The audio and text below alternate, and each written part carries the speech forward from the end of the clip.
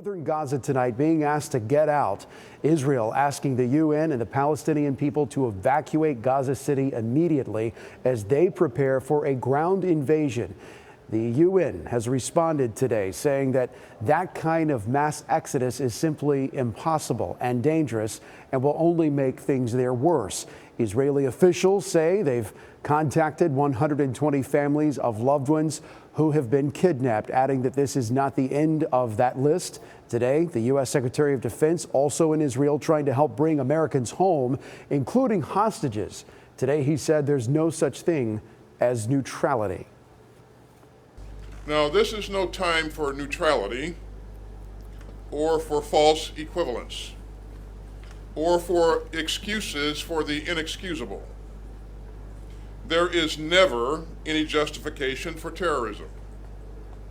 And that's especially true after this rampage by Hamas.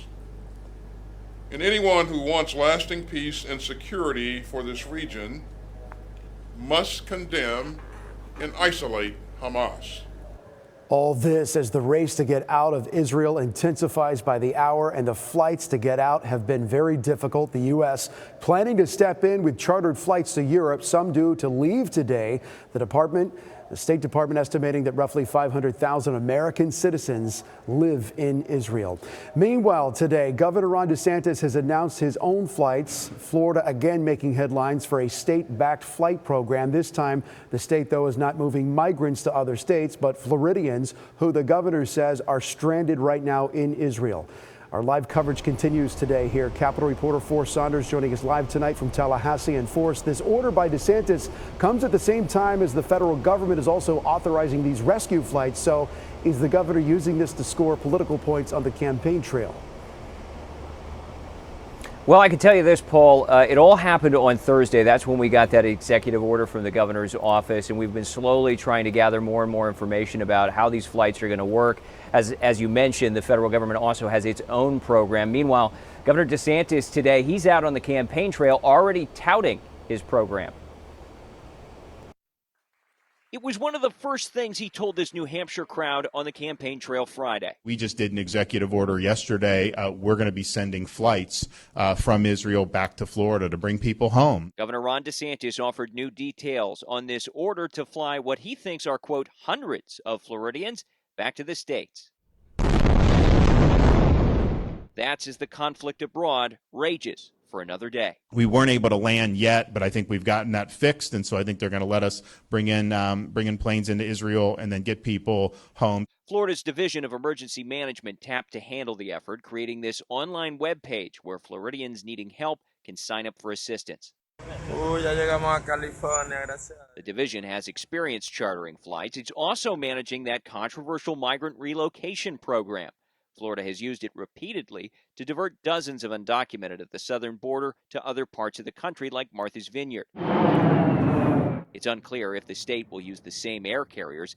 DEM officials told us in a text, quote, for the safety and security of the people involved, that information cannot be released, unfortunately. We do know where the cash is coming from. A $500 million fund the legislature created in 2022 to help with disaster relief.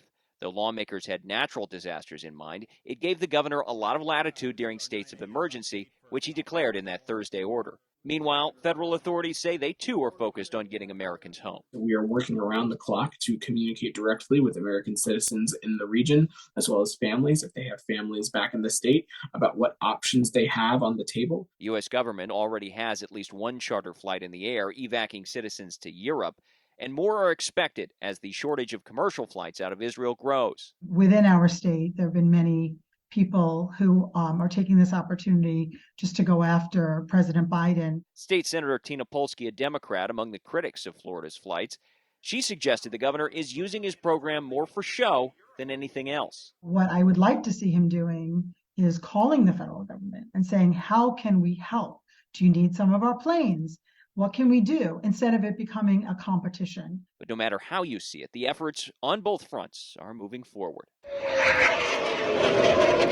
as Israel plunges deeper into war. Now, we do expect the next step here will be some kind of flights. We just don't know when, we don't know where, and when we ask state officials as to when we might find out more information, what they're telling us right now is that they have to keep things under wraps for the safety and security of those involved. Paul? Yeah, that is going to be a tricky operation for sure for us. Well, it seems like Governor DeSantis jumped into this head first. A few days ago, he announced Florida will be sanctioning Iranian businesses here in this state. Have we received any word on what that would actually involve?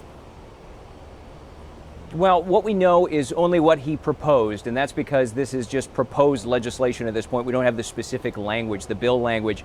We expect that to come out here in the next couple of months as we get closer and closer to the start of the legislative session. But it looks like what he wants to do is actually prohibit the state as well as local governments from contracting with Iran, as well as having any kind of state investment in a variety of different industries. But this is actually a bolstering of a law that we already have on the books that prevents Iran from buying land here in Florida under certain circumstances.